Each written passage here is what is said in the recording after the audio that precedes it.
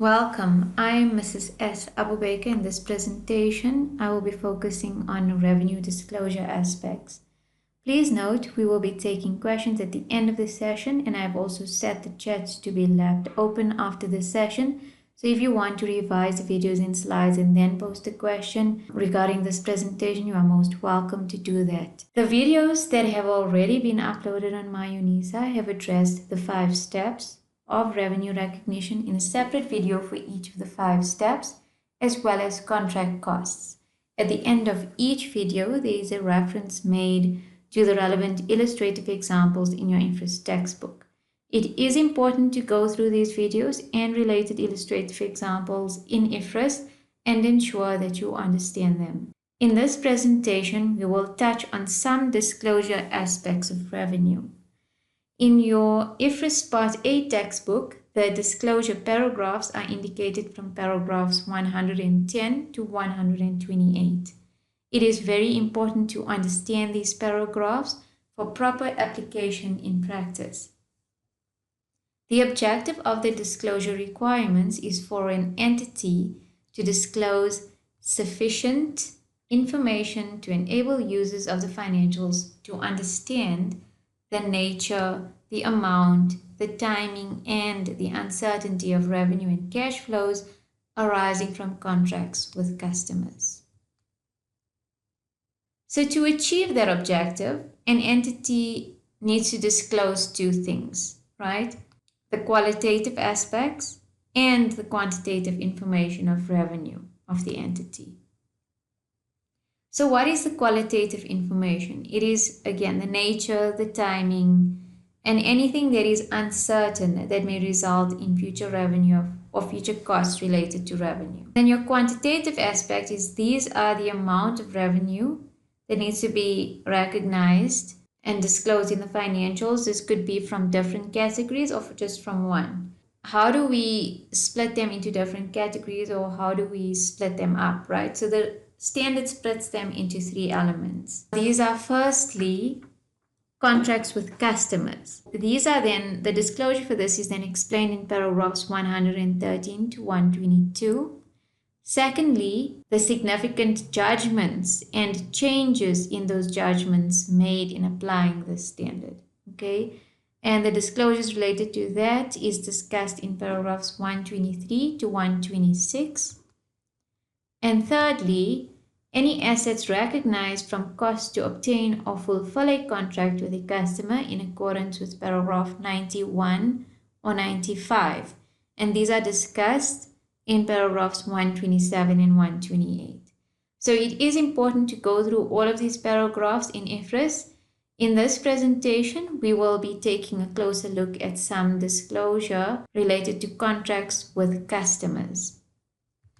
So the screening question here is how much and at what level of detail is considered sufficient detail that should be disclosed for revenue. So the standard says we leave it to the discretion of the entity. And the reason they do that is because every entity does different things. So for instance, one entity may require more detail in one aspect or stream of revenue, while another entity may need to provide more detail for all its revenue streams so that users can understand. So for example, you may have revenue from goods and revenue from services. So however, if there are different services offered by the entity and those services have different contract terms and requirements, then that would impact the revenue that's disclosed. In essence, these different services form part of different revenue streams. Therefore, the discretion is with the entity to determine what needs to be emphasized for disclosure purposes. So the risk with having the entity decide means that everybody will be doing something a bit different, right? So they've given us guidelines, and these guidelines are again the disclosing of the nature of the different types of revenue, the timing, the amount of revenue, and any uncertainties related to revenue. The nature, timing, and uncertainties, again, we mentioned they are qualitative information, and it's usually, you'll find it in the revenue note. So the nature would typically involve giving details regarding the good or the service that's being offered, and some special details that pertain to these, while the timing would indicate if it is recognized at a point in time or over time. What about uncertainties? So these are, for instance, a loyalty program, warranties, returns, refunds, etc., where we have expectations based on past experience, but there is still some uncertainty.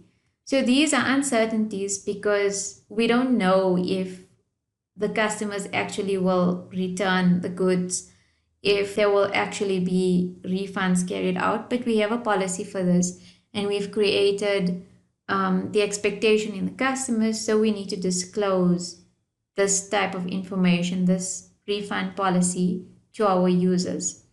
Another example would be if there's a loyalty program and we're expecting loyalty points to be redeemed in future, then we will give details surrounding the loyalty program and how we would recognize the related contract asset or liabilities if they may arise due to these.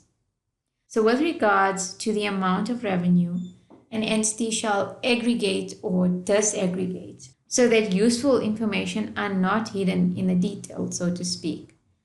So that there shouldn't be too many disaggregated streams of revenue that it becomes a clutter of information and users can't see what's happening. But also everything shouldn't just be aggregated into one figure and we don't get a sense of which stream of revenue gives the entity more income or is performing better. So there has to be a balance between this so that important information is not hidden and also not missed in the clutter.